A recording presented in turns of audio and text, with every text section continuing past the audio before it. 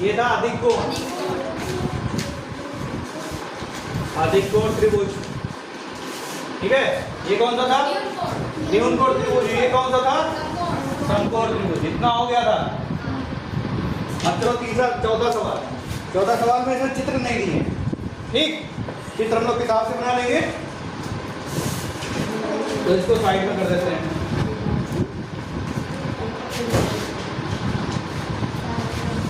इसको कर दिया साइड में। चौथा है, हमें बताना है भुजाओं के आधार पर त्रिभुज का वर्गीकरण करना है। तो पहला, भुजा के आधार पर त्रिभुज कैसे बना है? पहला सवाल ये चौथे का पहला बता रहे हैं।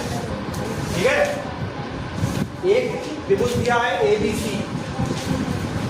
इसमें AB कितनी है? 2.5 सेंटीमीटर। बातें नहीं। BC है 3 सेंटीमीटर और AC है 3 सेंटीमीटर। इसमें कितनी भुजाएं बराबर दिख रही हैं? कितनी दिख रही हैं?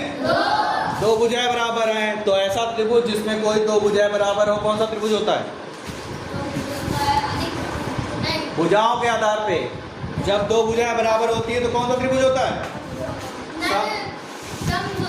समद्विबाहु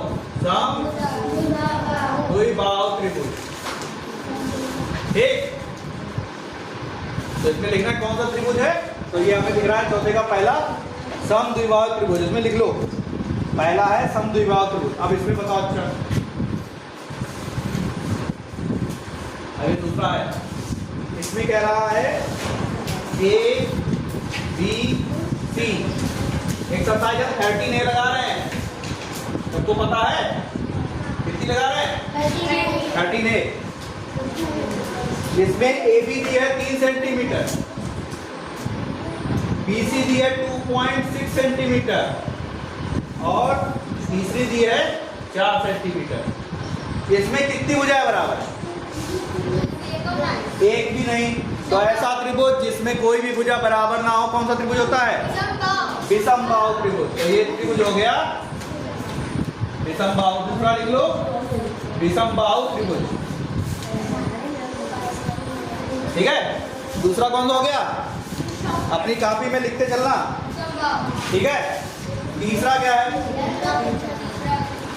तीसरा बना है त्रिभुज इस तरह।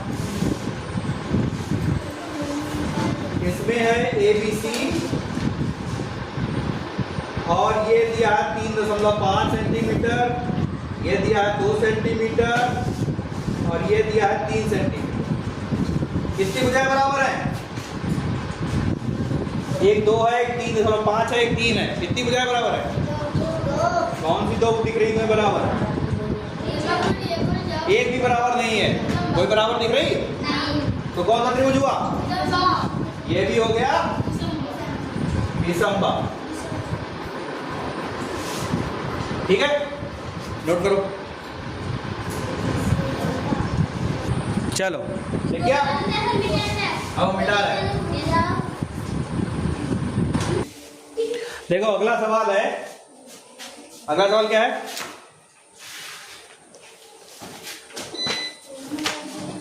अगला सवाल है चौथे का चौथा। इसमें क्या है? त्रिभुज में इस तरह बना हुआ है त्रिभुज। अब बताओ कौन सा, तुम लोग को बताना है। ABC 3 प्रकार के त्रिभुज होते हैं, समबाहु, विषमबाहु और समद्विबाहु। तीनों भुजाएं कितनी हैं? 3 सेंटीमीटर, मतलब तीनों भुजाएं बराबर हैं। तो त्रिभुज कैसा होगा? त्रिभुज होगा, त्रिभुज कैसा होगा? समबाहु। ठीक है, सबका लिख गया। तीसरा चौथा हो गया। अब पांचवा सवाल देखो। इसमें लिखो उत्तर समबाहु त्रिभुज। जल्दी लिखो।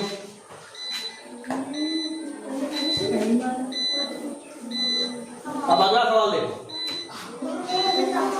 अगला सवाल, इसमें अब हम लोग किताब में सीधे आ जाते हैं। चौथा सवाल हो गया। पांचवा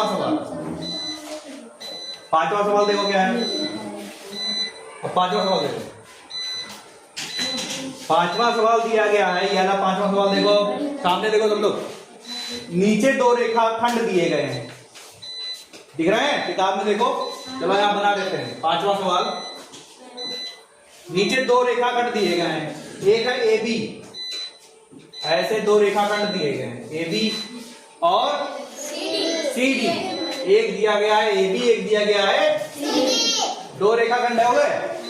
अब कह रहे दोनों सर्वांग सम हैं। क्या है इधर? दोनों क्या है? सर्वांग सम क्या होता है? सर्वांग सम कब होंगी दो चीजें? अगर वो एक दूसरे के ऊपर रख दी जाए तो पूरी पूरी ढक जाएंगी, तो मतलब बराबर भी होंगी। जब ढक जाएंगी तो बराबर भी होंगी, तो दोनों सर्वांग सम है। मतलब ए बी और सी डी क्या है? बराबर है। लिख रहा है यदि ए बी 4 सेंटीमीटर है, यदि ए बी कितनी है? 4 सेंटीमीटर। इसकी लंबाई है 4 सेंटीमीटर, तो सी डी की कितनी लंबाई होगी? ये अगर 4 है तो ये कितनी होगी? 4 सेंटीमीटर। क्यों 4 सेंटीमीटर होगी? क्योंकि दोनों क्या है? बराबर है, सर्वांग सम है। ठीक, अगर ए बी 4 सेंटीमीटर है तो सी डी कितनी होगी? 4 सेंटीमीटर। ठीक, चौथा लग गया। पांचवा लगा है? पांचवा में लग गया। पांचवा देखो क्या है? अच्छा पांचवा लग गया। छठा सवाल देखो क्या है? छठा सवाल देखो, इस तरह का चित्र बना हुआ है। पहले बनाया गया है ऐसे, ये सी, ये है ए, और इसके आगे डॉट डॉट डॉट डॉट करके, ऐसे डॉट डॉट करके बनाया गया है, और फिर है, फिर डॉट डॉट है, और फिर अगला पॉइंट है। अगला पॉइंट क्या है? B D. आएंगे? अगला पॉइंट क्या है? बी डी, और फिर इसके आगे दे दिया गया है ऐसे। ठीक, अब इसमें कह रहा है A B C D, A B C D, ये चारों एक ही रेखा पर। ठीक है, ये बिंदु क्या है? ए बी सी डी चारों एक ही रेखा